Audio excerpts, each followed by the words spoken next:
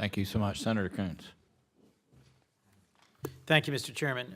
Thank you to a genuinely excellent panel providing detailed and thorough testimony on some of the maddening ongoing restrictions on effectiveness and efficiency in U.S. food aid and some of the genuinely inspiring efforts we are making jointly to meet a hungry world. Let me ask Dr. Barrett a question, if I might, about the Maritime Security Program, because we've explored it a little bit, but there's a lot of other issues.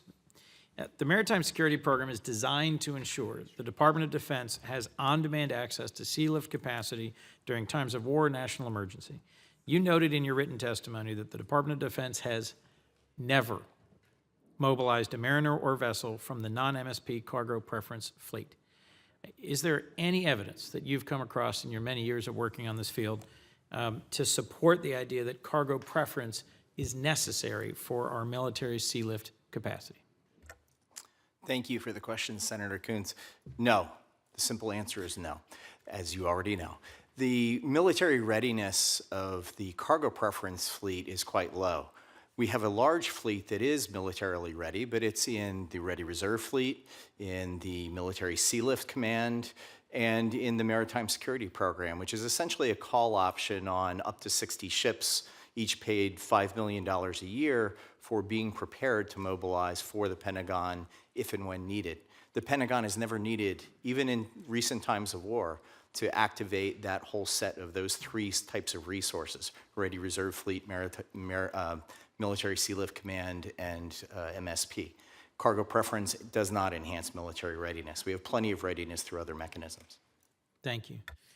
I'll ask one other question, if I might. Our friend and colleague from Maryland, former Senator Mikulski, very pointedly asked me if we were to shift to a predominantly cash-based system of food assistance, wouldn't that undermine the coalition of groups, shippers, maritime unions, commodity groups that have historically advocated actively for Title II in-kind donations, leading to a reduction in overall food aid assistance, thus actually leading to fewer hungry people getting fed?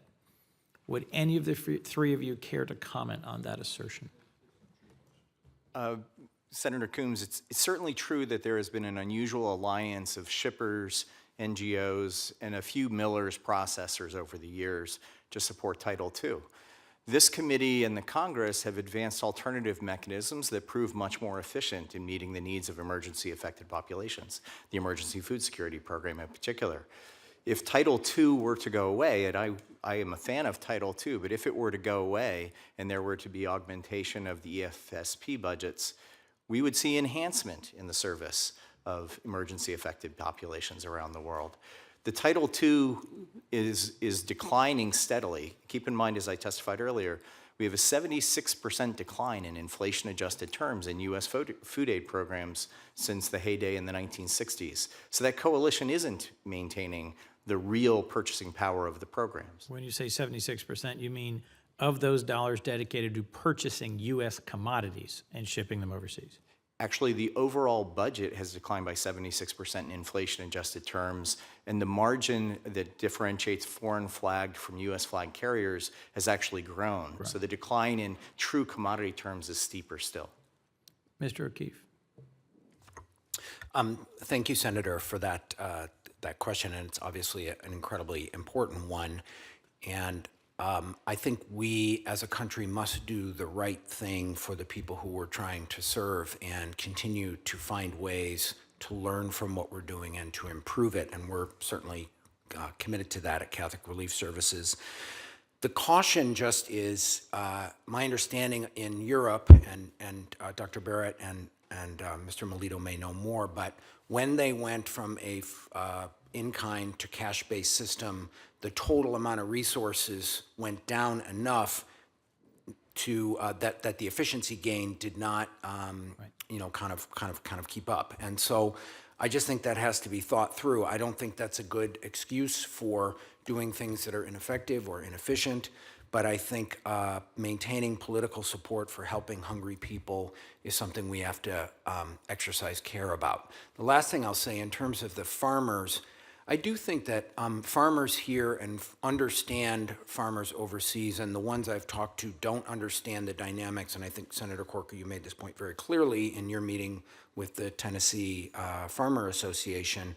They don't understand how it works and the kind of ineffectiveness at an aggregate level. But it does mean something to them at a human level, that things that they produce end up in the mouths of people who need it. And I just think that that's something that we should not toy with. That's real, that's human and American. I too have spoken to the Farm Bureau in my state about this issue. There is a deep and deserved pride in America's agricultural community and families in being the most productive farmers on earth, in feeding a hungry world.